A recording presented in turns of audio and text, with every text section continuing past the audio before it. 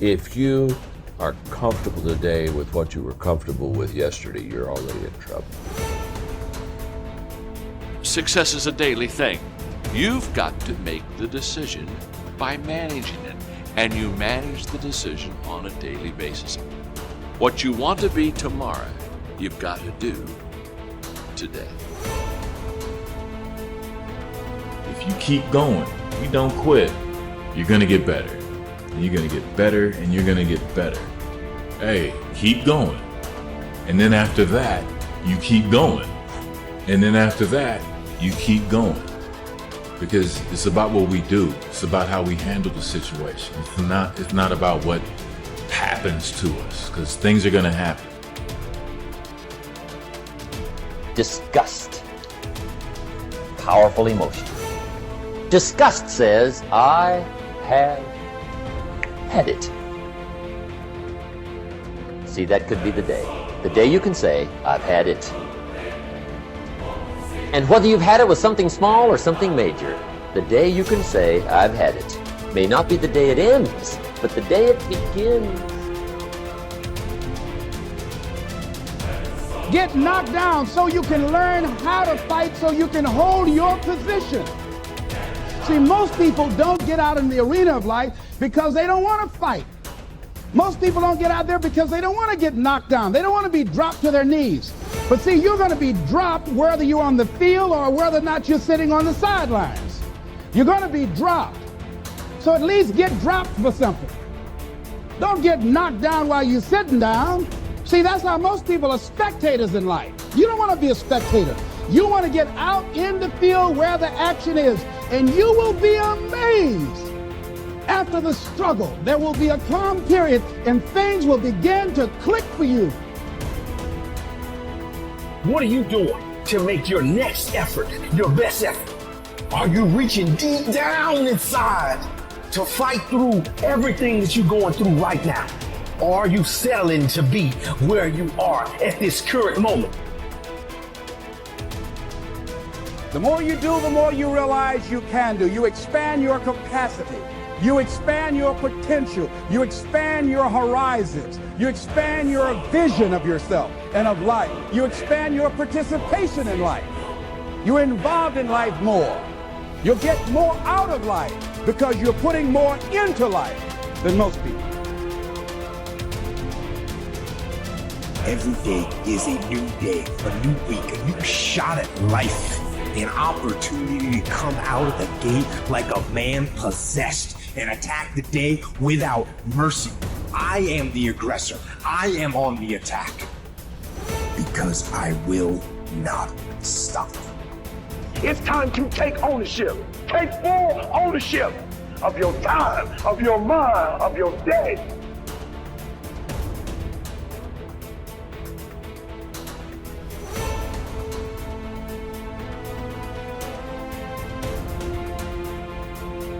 Here's a most important question to spend some time answering. What kind of person will I have to become to get all I want? Write down a few thoughts on that. Write down some skills you'll have to develop, for example, and some of the things you're going to have to learn. Just spend a little time writing a few sentences on this. What kind of person will I have to become to get all I want? The answer to this will give you some personal development goals. Guarantee you that as you begin to give more of yourself in your work, give more of yourself in your marriage, give more of yourself in your relationships with your families and friends, give more of yourself to your talent, to your vocation, to your job or your business, as you begin to set high standards for giving that which you have been given to share in the universe, I guarantee you that life takes on a whole new dimension, that you'll be happier. You have a greater sense of happiness and fulfillment in life. Now you will begin to take off onto new paths, to some newer horizons, that you'll begin to see life totally different than most people. I think that's what Henry David Thoreau meant when he said most men live in quiet desperation. That most of us go through life because we're not using that which we've been given, that we are punished, that we're going through life getting up in the morning with no reason to get up. See, once you find out your purpose in life, and once you decide that you're going to live a life of sharing and giving and contributing to life, you don't need an alarm clock to get up. So I found that there were 21 secrets. The first one of all is dream big dreams. I couldn't believe it. Every single person who finally made it said the turning point in their life, they were driving down the road of life, not making much progress, which is that 80-20 rule that you hear. 80% of people make 20% of the money, and 20% of the people make 80% of the money. And what happens at a certain point in life, they change and go on a different road. And here's the turning point. It is make a decision. Make a decision that I'm going to become wealthy. I'm going to become a millionaire. And I will work hard, long hours. I will sacrifice. I will pay the price. I will do everything that is necessary, because you have a millionaire maker organization right here. The sole focus of this job is many wonderful benefits for users of the product, but the sole focus of this is for you to become wealthy by becoming successful, so that you can do all the wonderful things that you want to do for yourself and your family. So make a decision that, by gum, I'm going to do it. And I realized at the age of 36 that I'd wished and hoped and prayed, but I never made a decision. Oh yeah, maybe someday it'll happen. Maybe there'll be a miracle on something. So I bought penny stocks or mining stocks, and I did all kinds of stuff, and not a darn thing happened. And then I found that the two things that millionaires say, number one is I was not more talented or smarter. I didn't get better grades than other people. He said, but I was willing to work harder than anyone else. I was willing to work harder than anyone else. I was willing to work harder, start earlier, work harder, stay later than anyone else. And you know, self-made millionaires on average work about 59 hours a week. They work about 6 days a week at 10 hours a day, or 7 or 5 days a week at 12 hours. There are very few wealthy people who work 5 days a week. In fact, there probably aren't any. They may work 5 days a week, but it's way after they've achieved their financial goals. The second thing they found is that they were frugal. Is they earned the money, but they didn't spend it all. Is they saved the money.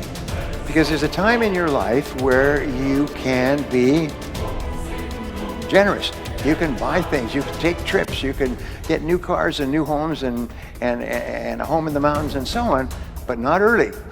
I had a banker once who was very helpful to me, and I still remember, his name was Alan. He said, we do banking for owners of small and medium-sized businesses, and we can always tell when the business is going to get into trouble. Is the owner of the business decides to take all his money and build a new house. He said, you can always tell because it's too soon. Is they spend their money too soon. If they waited another 5 years, they could have bought or built a house without a problem. But what they do is they start to get some progress and they start to go a little bit wild. So your job is to become a self-made millionaire, and LifeVantage's job is to help you get there, and my job is to tell you what to do. I'm going to show you the recipes and the formulas that you can use. And sometimes it just takes one choice. And remember, 87% of millionaires and billionaires are self-made. They started with nothing. And nobody's smarter than you, and nobody's better than you. Nobody's smarter than you, nobody's better than you. If somebody else can do it, especially with all the disadvantages that many people start off with, if someone else can do it, you can do it as well. That's the proof. Abraham Lincoln once said that some become wealthy is proof that all can become wealthy. It's just the very fact that a person does well, it's proof. They started with nothing and they became wealthy, well, there's the proof you can do it as well. Just do the same things over and over again. The only way that I'll come back is if we sell this company, we create something that's predicated on value, we focus on building a community, we focus on connecting with our customers, with really doing something amazing that we'll be proud of, that we'll have passion for. There's a great quote often attributed to Mother Teresa. Nobody will act for the many, but people will act for the one. And so I started thinking about my mom and my sister, morbidly obese. I knew I was going to lose them too early if somebody didn't solve that problem. And so for 3 very different reasons, we decided to sell the technology company and start a nutrition company. And when we started that company, everybody told us we were crazy.